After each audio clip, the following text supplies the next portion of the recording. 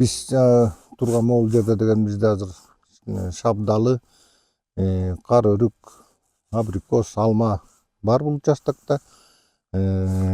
Марттын башынан баштап быйыл күн аябай суук болуп туруп алды. Ошого карабай марттын башынан баштап жетишпей калабыз жазга деп бутоону кескенди баштаганбыз. Буюрса жетишип бүтүп калганы калдык.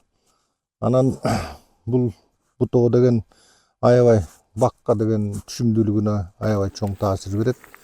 Анткени мындан деген бактын өсүмүн туура өскөн жагына багытын туура кылып, бутактарды туура берип, күн туура тийгендей кылгандан анан бактын быйылкы да түшүмү, анан кийинки жылкы түшүмүнүн баарына чоң таасир берет.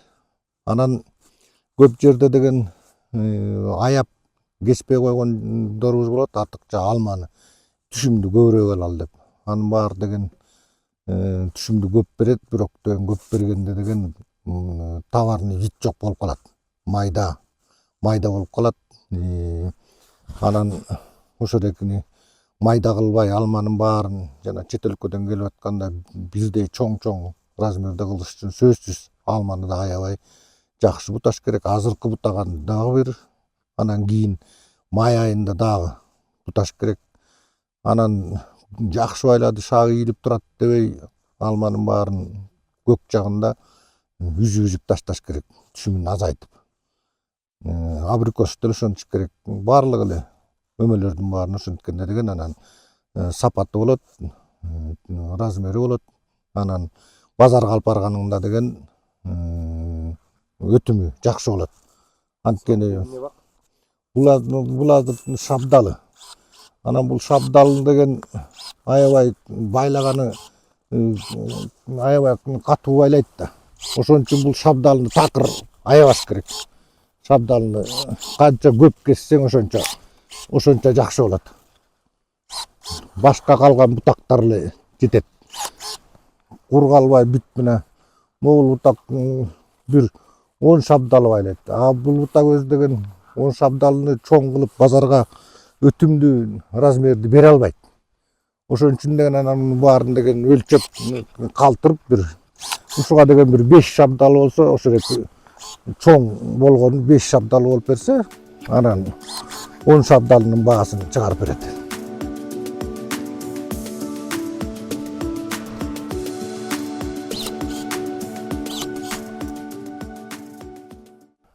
Азыр бул бактардын деген баары деген жашы толуп турганы багы, мөмө бербечү, мында деген мөмө бербечү шагы жок. Анан деген алмаларда тик бутактар болот. Тик өскөн бутактар ортосунда. Ошолордун баары түшүм бербейт. Бир жылдык алманы бир жылдык бутага түшүм бербейт да. Ошо бир жылдык бутагын алыш керек баарын. Анан тик өскөн бутактардын баары түшүм бербейт, алманыкы тик өскөн бутактын баарын алып салыш керек. Эмдиги жылкы алганда аны дагы эме эмдиги жылкыга пландаштырып, алманы бутаганда деген эмдиги жылкыга пландаштырыш керек да түшүм. Бутактын баарын алып салбай. Анткени алманы деген түшүмдү деген 2 жылдык бутагынан баштап берет. 1 жылдык бутак бербейт алманыкы. Анан 1 жылдык бутакта кескенде карап кесип, 2-нчи жыл түшүм бергенге пландаштырыш керек мөмөсүн. Мисалы бул алма, бул кышкы сорт, превосходный. Анан мына көрүп турасыздар, мурек деген летний обрезкадан өтпөй калган. Мына 1 жыл былтыр жазында формировка болгон боюнча кол тийген эмес. Аябай бутактар жиш болуп турат. Мында эми бутоо жумушу дагы летний обрезка жасаганда аябай көп болуп кетет. Ошондо деген бул ичин көздөй өскөн бутактарды алабыз. Анан бирок деген мына могуреки жерде, могул бутакта деген могуреки былтыр кесилиптир бу жерге чейин. Могул жагы деген түшүм берет. Муну деген башына чейин калтырбай, кийинки жылга дагы могу жерде деген 1-2 алма байласын деп бу жерден калтырып коебуз. Бул бутактар да ошондой. Мына былтыр бу жерден кесилген, мына буяктары түшүм бергени турат. Анан кийинки жылга түшүм бергендей кылып туруп мындай бир 2-3 почка калтырып алабыз. Алманыкы эмдиги жылкы лабрескасы алманыкы деген оорураак, кичине көңүлдү жакшыраак буруш керек. Бир экиден почка калтырып формировка кылыш керек. Анан бирок мындай кеткен волчокторду, ортосун көздөй кеткен волчокторду азайтыш керек. Күн баардыгы эле өсүмдүктүн баары күндү жакшы көрөт да. Анан күн ортосун ачыш керек. Күн тийгендей кылып. Бир жылдык волчоктордун баарын кыскартыш керек. Мындай түшүм алам деген жерлерди түшүмгө эмдиги жылкыга пландаштырыш керек. Мына былтыркы хөкө мына биягы түшүм берем деп атат. Эки почка сыртка калтырып туруп бутап коебуз. Анан эмдиги жылы түшүм берет бул бутактар.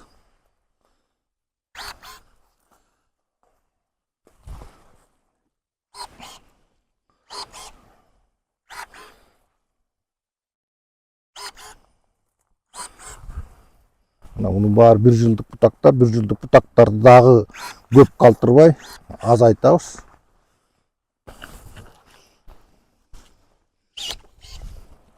Күндү ачып,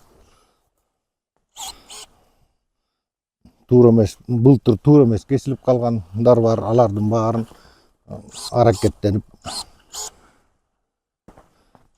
тууралаганга, формировканы тууралаганга кетиш керек. Бул абрикоска келдик. Бул абрикосту дагы ортосуна кеткен бутактарды азайтыш керек. Алып, мунун дагы түшүмүн деген өлчөш керек. Бирок деген шабдалдай болуп, абрикосту деген негизи көп кеспеш керек. Абрикос көп аябай кескенди жакшы сүйбөйт. Абрикосту кичине аяп кесиш керек түшүм алыш үчүн. Анан биздики баягы тамчылатып сугаруу болуп, бул бир жылдык бутактын баары эле көп жерде байлабайт, түшүм бербейт биринчи бутактар. Биздики тамчылатып сугаруу менен бутактар бышканга жетишет. Ошон үчүн бир жылдык бутактарыбыз дагы түшүм берет. Анан негизи эле абрикосту азыраак кескенге аракет кылыш керек. Шабдалныкы башка, бул абрикостуку башка. Муну дагы абрикосту дагы колдон келсе, бул эмесин деген летний обрезка деп коебуз. Ошо летний обрезка менен кеткенде бул бактын баары эле азыраак ооруп, обрезка зыян келбей жакшы пайдалуу нерсе деген бул ушул летний обрезка көңүлдү аябай көп буруш керек. Эми жайында жетишип калабыз, жетишпей калабыз. Азыр дагы жумушчу деген маселе аябай оор болуп кетти. Жумушчу кол табыш кыйын. Анан жумуштарыбыздын баары убагында бүткөрүш аябай оор боло баштады.